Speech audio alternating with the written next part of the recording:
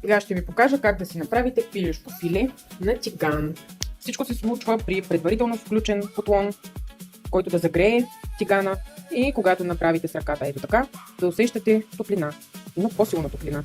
След това ще сложим филето, което всъщност ще овкуся с чесън, лимон, шарена сол и зехтин. Така, за да е всичко както трябва, просто дебелината на това филе, както виждате от едната страна е по-дебеличко, отколкото другата, ще го разрежа, за да се уеднакви. И когато го сложа в тикана, да се запече равномерно. Действам.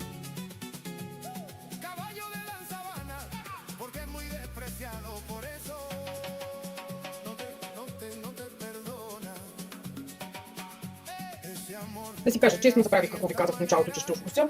Сега повтарям, като включа някои различни съставки, като соев сос и черен пипер. Ето, първо вкусявам с сол и след това с черен пипер.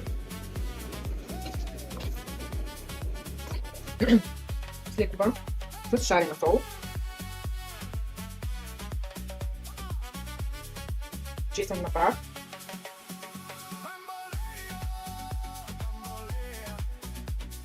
Соев сос.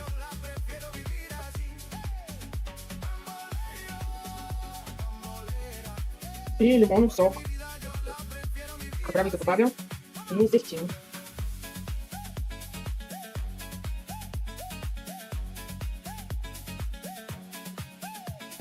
Стрива.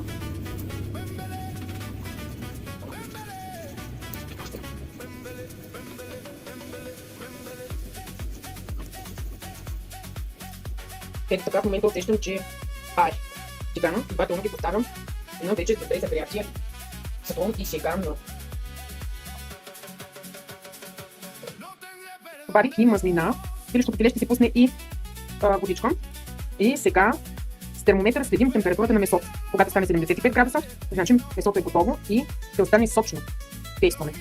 Обърнах ги и термометъра, както виждате, трябва в най-дебелата част мръвката да показва 75 градуса.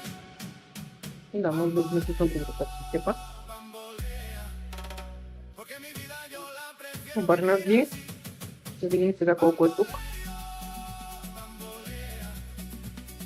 79, махало го.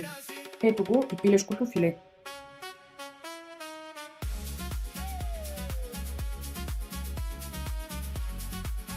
Изключително сочно. Запазило си всички сокове, както виждате. Гениално!